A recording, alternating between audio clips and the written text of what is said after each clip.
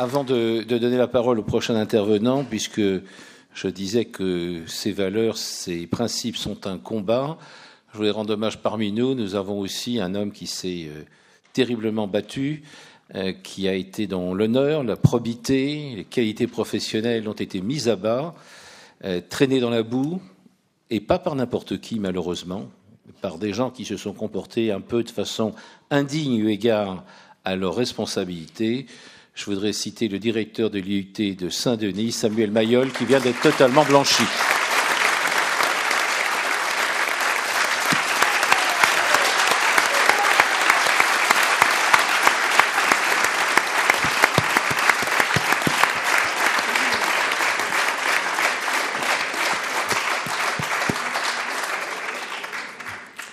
Alors, puisque nous sommes dans les combattants lourds, non pas de leur poids physique, mais de l'intensité de leur engagement, une autre de nos amies qui a aussi, comme Samuel, comme Mohamed, été et sont encore parfois menacés de mort pour les engagements qui sont les leurs, et non pas à Téhéran, mais à Paris. Elle est enseignante à Sciences Po, chroniqueuse à Marianne, auteure de La Tentation obscurantiste. Je vous recommande tout particulièrement la lecture de son dernier ouvrage, Le génie de la laïcité, qui vient juste d'être publié chez Grasset. C'est, vous le savez, une femme courageuse qui ose dire son fait à un certain nombre de nos adversaires. Caroline, merci, et tu as la parole.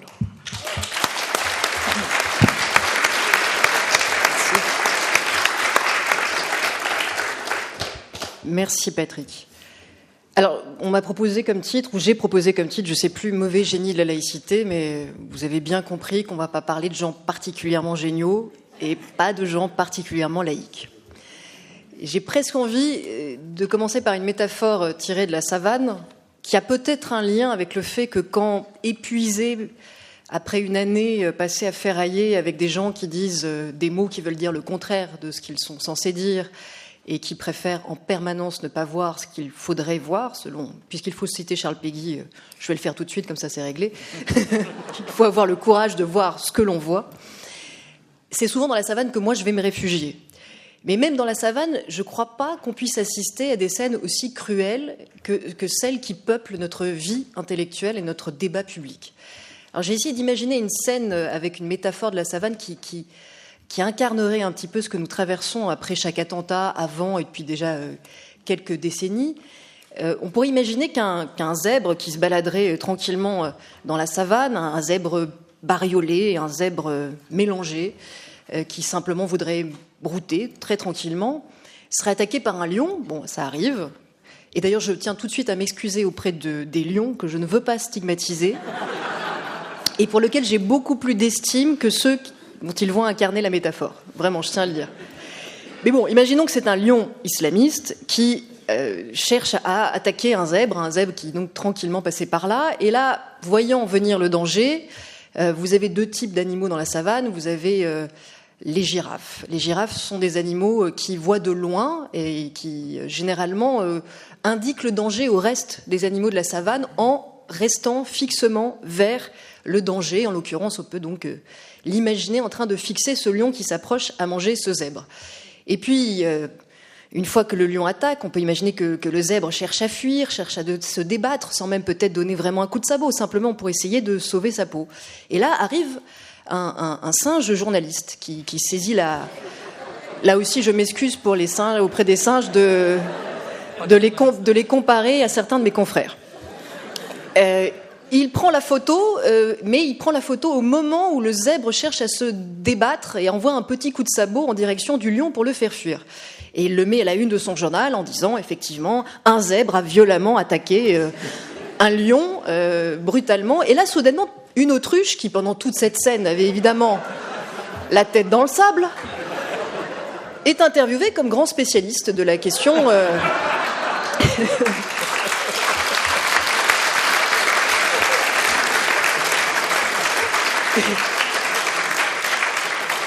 Au hasard, il est interviewé dans un journal du soir, parce que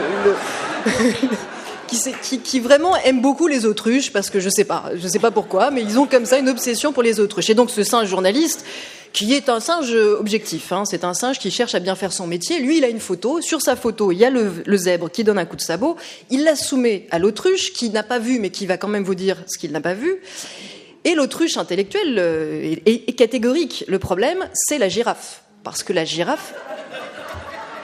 Vous m'avez vu venir. La girafe est lionophobe. Non mais c'est quand même impressionnant, ces girafes. D'abord, elle n'a pas arrêté de dévisager ce lion de façon fixe. Et puis, que dire de ce zèbre qui quand même est parti en courant? On dirait qu'ils veulent pas se mélanger quand même, ces gens-là. On dirait que ce zèbre, pourtant bariolé, l'autruche vous expliquera qu'à la fin, le blanc l'emporte sur le noir dans le zèbre et que déjà, il y avait un problème visiblement avec le zèbre à la base. Mais, donc tout est clair. Tout est clair et ça fait la une des journaux et c'est comme ça qu'on peut lire régulièrement, donc dans de très bonnes lectures de référence à parfois même 2 jours d'écart, ce que Chala a déjà évoqué, que donc nous vivons une époque où le danger vient du fondamentalisme laïque, donc du fondamentalisme zèbre, et que heureusement il y a une source d'espoir puisqu'il y a donc des femmes prêtes à se faire exploser au nom du féminisme djihadiste. Donc nous sommes sauvés. Tout va bien. Écoutez, vraiment, c'est formidable. Il y a aussi des gens qui diront qu'il ne s'est rien passé. Personne n'a voulu mordre personne, personne n'a essayé de se défendre. Il n'y a pas de guerre, il n'y a pas de problème, il n'y a pas de danger. Et parfois, j'avoue que j'envie énormément ces gens. Je me dis, ça doit être très, très, très agréable de vivre comme ça dans une bulle où tout va tellement bien. Ça laisse un peu de travail pour les autres. Faut pas négliger que si vous n'êtes pas en guerre, ça veut dire qu'il y a quand même 2-3 personnes qui doivent faire le boulot, parce qu'a priori, on ne va pas compter sur vous. Donc, et le problème, c'est que quand c'est votre métier, et moi, c'est ça qui me fascine, c'est-à-dire que l'autruche, par sa nature, et je ne crois pas, n'étant pas, vous avez compris que j'aimais les animaux, mais je ne suis pas une passionnée de l'ordre naturel, donc je reste rationaliste et convaincue que la culture nous apporte beaucoup. Donc, qu'une autruche dont la culture et le métier, imaginons, soit d'être payé, et parfois sur des fonds publics, au titre de l'université publique, pour dire ce qu'il se passe dans la savane, continue avec une telle arrogance d'être non seulement dans le déni, c'est déjà une chose, de ne pas savoir faire son métier, c'est déjà assez grave, mais en plus d'aller jusqu'à intimider l'alerte, d'aller jusqu'à insulter ceux qui voient. Et parfois, ceux-là ne sont pas payés pour, ils le font de façon militante, ils le font avec leur énergie et leurs moyens. C'est là où on vit quand même dans un monde assez extraordinaire. Alors on a commencé à analyser les raisons pour lesquelles une autruche ne veut pas voir. Bien sûr, l'autruche a peur de faire de la peine au lion. Bien sûr, il y a un risque que si trop de lions se mettent à attaquer trop de zèbres, à un moment donné, les zèbres finissent par en vouloir aux lions. C'est vrai. Et le risque, plus sérieusement, de racisme anti-lion existe. Néanmoins, je pense et je suis convaincue que le meilleur moyen de faire baisser ce racisme n'est absolument pas de nier le danger, il est plutôt au contraire d'essayer de faire face tous ensemble, parce qu'il y a aussi, justement, si on ne veut pas pratiquer l'amalgame entre tous les lions, là, ça, évidemment, ça tient plus la route, parce que tous les lions ont faim, ils ont bien le droit de manger, et que vous avez compris que la grande différence avec les islamistes, et particulièrement les djihadistes, c'est que eux, ils n'attaquent pas parce qu'ils ont faim, encore que les sociologues vous expliqueraient que si, qu'ils ne font pas exprès, certes. Donc c'est là qu'il faut expliquer à nos amis sociologues. Évidemment, Chala n'est pas concerné. Mais bon, pas d'amalgame entre les sociologues. Il vous expliquerait que donc tous les musulmans ont faim et qu'ils ne peuvent pas s'empêcher de devenir islamistes. Non, évidemment, comme ce n'est pas le cas, il y a des gens qui, si on veut éviter la confusion entre musulmans et islamistes, le meilleur moyen, c'est quand même de considérer qu'en désignant comme le danger, et je vais dire le mot qui est à fâcher Brice, intégriste, parce que ça insiste néanmoins sur la radicalité politique du religieux qui est commune à tous les intégrismes, même si je suis d'accord avec lui, il ne s'agit pas d'éviter à l'occasion le terme islamiste quand on veut spécifiquement désigner un intégrisme qui se revendique de l'islam. Donc en l'occurrence, quand quelqu'un se met à menacer quelqu'un d'autre au nom de l'islam, au nom de sa vision de l'islam, le meilleur moyen d'éviter les confusions, c'est évidemment tous ensemble de faire face à cette menace pour que le débat soit comment on construit cette unité plutôt que de dire il y a un danger, il n'y a pas un danger. Je suis persuadée que ce qui fait monter l'extrême droite en France, ce qui fait monter cette défiance et cette colère, c'est presque moins les attentats, c'est presque moins la violence que les horreurs qu'on peut entendre juste après. Et que là, oui, pour le coup, c'est ça qui fait que des gens vont devenir fous et vont aller voter Front National. Alors, il y a une temporalité, je ne sais pas si vous avez remarqué, on finit par avoir comme ça en tête un peu l'état psychique du débat public. Quand un attentat vient de se produire, vous avez 2-3 jours. Bon, au début, c'était une semaine, puis ça rétrécit maintenant après chaque attentat, mais au début, on avait quasiment une semaine de très grande lucidité. Tout le monde avait vu la scène, tout le monde avait bien identifié que le problème, c'était effectivement que quelqu'un veuille agresser quelqu'un d'autre. Et puis, après, tout se met à dérailler. Alors, le temps est de plus en plus court. Après, c'est au bout de 3 jours, au bout de 2 jours. Et là, on entend, alors par un effet aussi de vouloir faire une sorte de balance démocratique dans le débat public, comme on a beaucoup entendu des gens qui vous disent « bah oui, il y a un problème avec l'islamisme, bah oui, il y a un problème avec le djihadisme, bah oui, c'est violent, bah oui, il faudrait peut-être essayer d'y résister ». Il y a des gens qui vous disent, au titre de la démocratie, non. Moi, je pense que non. Je pense qu'il n'y a pas de problème, il n'y a pas de danger, nous ne sommes pas en guerre et il ne faut pas y résister. Alors, c'est jamais dit, quoique. C'est parfois dit aussi caricaturalement, mais il y a quand même des variantes. Et dans la variante, effectivement, de la sociologie, du fait que les lions ont faim et que donc on ne doit pas leur en vouloir, ce qui est vrai pour les lions et qui ne l'est donc pas pour les islamistes, parce que c'est un choix politique, c'est un choix idéologique, et qu'a priori, ça n'est pas ni dans les gènes, ni dans les hormones qu'on décide d'être djihadiste. Donc il y a bien des explications. Mais quelle explication ? Et le problème, c'est que dans notre vie intellectuelle, les sociologues ont pris une telle place qu'on a oublié beaucoup d'autres voies d'analyse. On n'a quasiment pas de professeurs de rhétorique en France, et c'est dommage parce que la propagande et la rhétorique a une influence majeure sur la construction politique de quelqu'un. On a oublié parfois aussi la psychanalyse, même si non pas invoquée pour déresponsabilité, mais invoquée pour comprendre aussi que, par exemple, quand des jeunes garçons trouvent que c'est formidablement exaltant d'aller coloniser la Syrie et l'Irak, puisque c'est de ça dont il s'agit quand même. Moi, je veux bien qu'on m'explique que c'est à cause de la colonisation qu'il y a des djihadistes, mais enfin, ce qui est sûr, c'est qu'aujourd'hui, il y a des djihadistes qui pratiquent la colonisation. Aujourd'hui, maintenant, pas hier. Qu'en Irak et en Syrie, quand des jeunes Européens prennent la maison d'Irakiens et de Syriens et d'Irakiens, volent leurs femmes, les violent et se comportent comme des colons en terre occupée, je veux bien qu'on me dise que c'est la faute à la colonisation occidentale avant, mais là, l'histoire, elle est maintenant. Pareil, il y a sans doute à parler de l'esclavage dans le passé, mais l'esclavage, c'est aujourd'hui et maintenant. Les femmes yézidis, elles sont déportées, enchaînées, esclavagisées. Et les indigènes de la République, bizarrement, on n'en parle jamais. Vraiment, ça ne les intéresse pas du tout, le sort des yézidis. Donc, les sociologues, eux, ne sont pas dans une lecture ni historique, ni idéologique de ces phénomènes. Donc, pour eux, comme ils sont souvent ou sociologues du fait religieux, j'y viendrai, ou sociologues de la discrimination, et qu'ils ne pensent qu'à travers leur prisme, tout n'a commencé que dans les années 80, après la crise économique. Et depuis 1995 et les attentats de Saint-Michel et tous les cas de jeunes djihadistes qu'on a connus à partir de cette époque, il n'y a qu'une explication qui prédomine, c'est l'explication sociale. C'est à cause de la discrimination, c'est la faute à la société. J'ai même entendu parler de la crise du logement. Alors, je veux bien que la crise du logement soit responsable de Daesh, mais à un moment donné, je veux bien que ce soit parce que vous avez un problème à louer un appartement que vous alliez prendre la maison des Syriens et des Irakiens.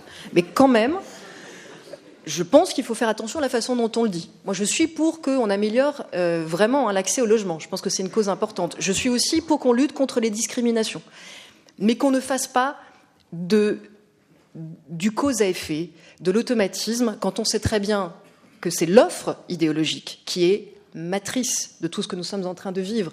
Et cette offre idéologique, elle n'a pas commencé dans les années 80 en France. Mohamed en parlera mieux que moi. Cette offre idéologique, il l'a encore rappelé dans un documentaire, il y a évidemment l'offre wahhabite, il y a l'offre des frères musulmans, il y a l'offre politique qui a déchiré l'Algérie, il y a l'offre politique qui a fait basculer l'Égypte.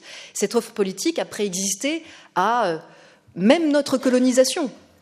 Et quand elle s'est structurée contre la colonisation, et là la colonisation a réellement un rôle pour le coup, c'est effectivement d'avoir servi la propagande qui a permis aux islamistes d'associer laïcité et colonisation, même si nous savons, quand on connaît l'histoire de la laïcité, que la laïcité était tout au contraire de l'esprit colonial, porté par des gens qui justement ne pratiquent pas l'exotisme, ne pratiquent pas l'indigénat, que l'indigénat était, par définition, le fait de tolérer ce communautarisme religieux de façon exotique et différent.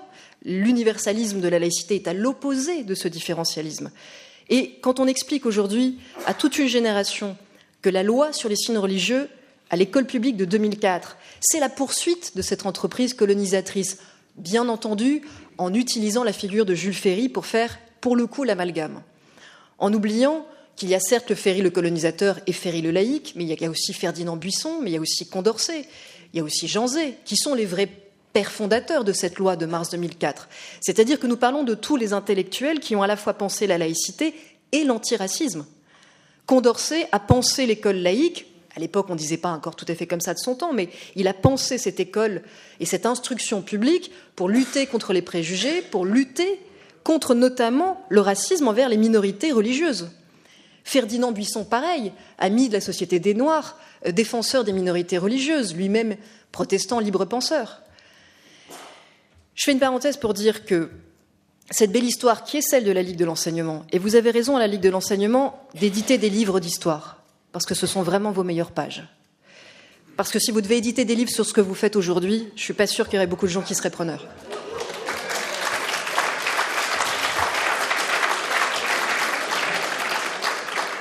Pourquoi c'est si grave de voir aujourd'hui des héritiers de Ferdinand Buisson, c'est-à-dire les gens qui ont les clés de ces organisations qui ont permis la loi de 1905, la Ligue des droits de l'homme et la Ligue de l'enseignement, qui sont les organisations qui sont les plus aidées, les plus subventionnées et qui incarnent cette mémoire? Pourquoi c'est si grave de les voir nous abandonner, se ranger aux côtés de ceux qui nous traitent de lionophobes, faire des colloques avec, effectivement, des émules de Tariq Ramadan et, au passage, conclus par Edoui Plenel? Pourquoi c'est si... Ah non, Edoui EP et EP. Pourquoi c'est si grave que ces organismes qui sont censés faire de la pédagogie publique et populaire pour faire comprendre à cette jeune génération qui est en train d'être visée par des propagandistes pour être radicalisée, que non, cette loi de mars 2004 n'est pas une loi d'exception, mais bien une loi d'égalité, qu'elle a été faite par des laïcs sincères, par des laïcs antiracistes. Alors je sais qu'il y a quelques militants de la Ligue de l'enseignement qui le font sur le terrain, mais ils ne sont pas soutenus par leur direction, qui passe son temps à créer de la confusion, à créer de l'ambiguïté sur cette mémoire. Et quand vous tapez aujourd'hui, je l'ai fait parce que dans mes cours à Sciences Po pour mes élèves, quand je donne un exposé sur la loi de mars 2004, je suis très, très, très embêtée pour leur fournir une bibliographie. Parce que vous pouvez aller faire le test, aller chercher sur Internet loi mars 2004 à l'école publique, vous ne trouverez que des écrits de propagande contre cette loi, venant d'intellectuels, de chercheurs, d'institutions, d'associations renommées qui ont déformé la transmission de la pédagogie sur cette loi. Cette irresponsabilité-là, dans la période que nous traversons, si ça ne fabrique pas de la radicalité, si ça, c'est pas l'idiotie utile qui sert le pire, je ne sais pas ce que c'est. Et donc, tant que nous n'aurons pas produit de la pédagogie, de la transmission, tant que nous ne couvrirons pas aussi de nos voix ces mensonges, nous aurons face à nous des jeunes qui penseront que la laïcité est islamophobe. Et évidemment, si, en plus de tout ça, l'université est tenue, et aujourd'hui, il faut le dire franchement, notre université est malade. Et malade. Et alors, si je fais une autre métaphore animale, là, je vais parler de poisson, hein, ça pourrit par la tête. Vraiment. Et c'est grave, parce que nous sommes attaqués au cœur de ce que nous sommes en tant qu'idée. Notre nation, c'est une idée. Si ceux qui sont chargés de guider le débat public, de mettre des mots en circulation, de veiller à leur respect et de transmettre l'histoire, sont contaminés par la propagande de ceux qui veulent nous détruire dans tout ce que nous sommes, citoyenneté, laïcité, liberté, fraternité, c'est notre seule arme la plus noble, c'est notre pensée. Et aujourd'hui, à l'université, ceux qui sont particulièrement chargés de transmettre la laïcité sont en réalité des adversaires de la laïcité. Ce sont des sociologues du protestantisme dont on a opportunément et politiquement transformé la chair en chair de laïcité et qui transmettent depuis la haine de la séparation telle que Ferdinand Buisson, même s'il s'en revendique, la voulait vraiment. Ce sont des gens qui sont au mieux pour les uns pour la catho-laïcité, les autres pour la protestanto-laïcité, mais on va dire pour la nouvelle laïcité à l'anglo-saxonne, qui sont ouvertement pour les accommodements religieux à la canadienne. Mais encore une fois, ça fait partie du débat. On a le droit de débattre de comment on veut ou pas interpréter la séparation. Les accommodements religieux nous paraissent, si on est dans cette salle, à peu près absolument contraires à l'idée de la séparation telle qu'elle a été portée, qui n'est pas un pacte, qui n'est pas un compromis tel qu'on veut nous le faire croire, c'est-à-dire comme une forme de résignation molle à accepter, au fond, un juste milieu avec le cléricalisme. Non, le cléricalisme était l'ennemi de tous les partisans de la séparation, comme l'intégrisme est aujourd'hui l'ennemi de tous ceux qui défendent la séparation. Le compromis que nous voulons, qui est le même que celui que Briand et Buisson, c'est le bon Buisson, parce qu'en plus on a aussi ce genre de problème, est un compromis qui est exigeant, terriblement exigeant. C'est effectivement, quand je dis la laïcité n'est pas un glaive, c'est un bouclier, parce que je ne peux pas tolérer d'un côté des identitaires héritiers de la droite la plus cléricale qui soit, dont on sait pertinemment que s'ils avaient été dans l'hémicycle en 1905, ils n'auraient jamais voté cette séparation, ni de près ni de loin.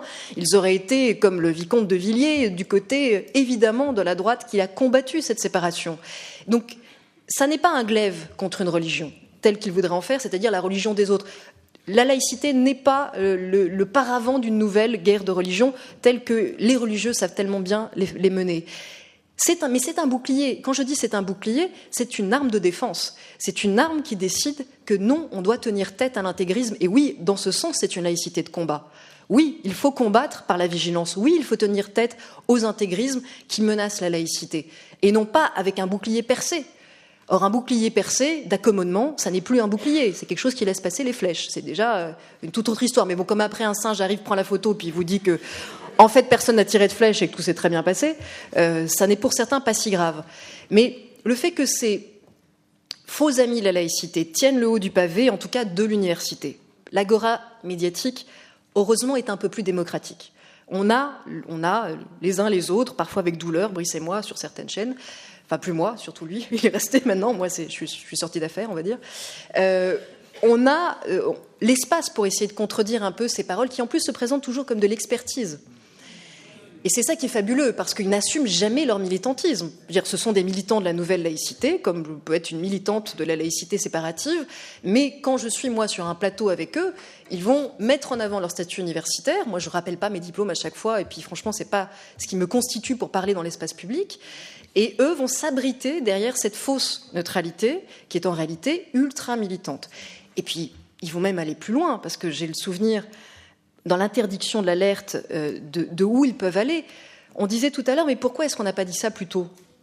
Mais Jacqueline rappelait qu'elle l'a dit, quand Jacqueline était à la Ligue de l'enseignement et qu'elle a tiré la sonnette d'alarme, elle n'a pas été écoutée. Les journalistes qui parlaient de ce qui se passait en Algérie ont été pourris par d'autres journalistes qui étaient du côté des islamistes très clairement. Quand j'ai sorti La tentation obscurantiste, c'était en 2006, pour dire à la gauche, ne soyez pas aveugles, il existe une complaisance envers ce totalitarisme, qui est un totalitarisme réactionnaire, qui est un totalitarisme qu'on ne peut pas tolérer. J'avais déjà mis en garde contre le mot islamophobie, c'était il y a 10 ans, et les confusions qu'il induisait. On me dit toujours que c'est très violent ce que je dis. Alors en fait, je crois que dans une société de la confusion, dire les choses clairement est vécu comme une violence par ceux qui ne veulent pas que les gens s'y retrouvent. Donc c'était un livre, certes...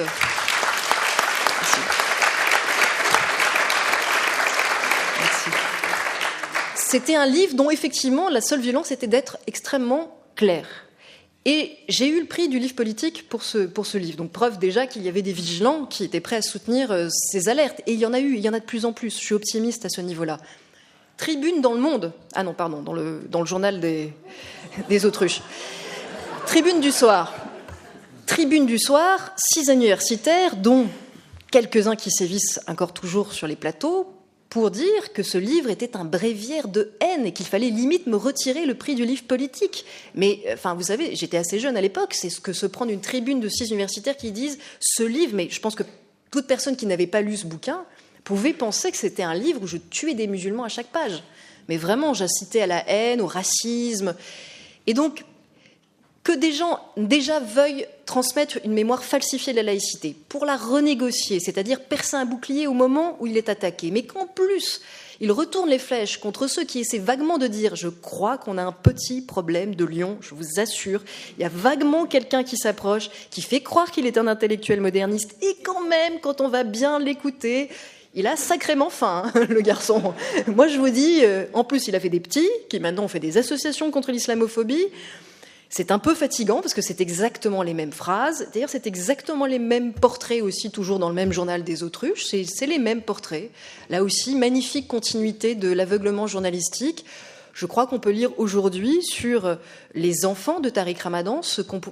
Alors, je vais vous rendre optimiste, on peut lire un peu mieux, c'était un peu plus critique aujourd'hui sur les enfants et les clones de Tariq Ramadan que ce qu'on pouvait lire il y a 10 ans dans le même journal sur le maître à penser en question, dont de mémoire un journaliste nous expliquait, parce qu'il avait fait une longue enquête de 2 jours et demi, je crois, et vraiment, il était très troublé qu'on puisse accuser ce maître à penser d'islamisme ou même d'archaïsme parce qu'il lui avait donné rendez-vous au Starbucks. Et ça, parce qu'il y a des journalistes d'investigation dans notre métier, attention. Hein. On a des gens autour de nous, ceux qui, par exemple, toute la journée donnent des leçons à Mohamed Sifawi en enquête, qui, vu ça fait 30 ans qu'ils bossent sur le sujet, qu'il en prend plein la figure. Non, on a des types, ils sont là sur le sujet depuis vraiment 24, 48 heures. On leur a donné rendez-vous dans un Starbucks, ils se sont dit « Oh là là, c'est un moderniste, je le sens, c'est un moderniste ». Alors, plus sérieusement, pourquoi est-ce que l'investigation est malade à ce point-là ? Et je vais finir pas longtemps. Parce qu'ils ont envie de se dire que tout va bien. Il y a aussi ça. Et je peux le comprendre, c'est plus confortable, et tant mieux si tout va bien, et tant mieux si c'est un temps de paix, et tant mieux s'il n'y a aucun problème, surtout pas des problèmes qui demanderaient de mener une lutte sur 2 fronts à la fois. Les Algériens savent ce que c'est que se battre sur 2 fronts à la fois. Se battre contre la dictature et contre les islamistes en même temps, c'est mortel, infernal, terrible. Nous, aujourd'hui, nous avons aussi notre double front. Nous sommes obligés de lutter à la fois contre les islamistes et contre l'extrême droite. Sauf qu'à la fin de la fin, c'est quand même nous qui résistons le mieux à l'extrême droite. Donc qu'ils ne viennent pas nous donner de leçons, que les autruches ne viennent pas nous dire, si elles ont peur, qu'elles aillent se cacher dans leur trou. On viendra leur dire, une fois que le lion est parti et qu'on l'a fait fuir, allez, on n'est pas rancunier, sortez du trou.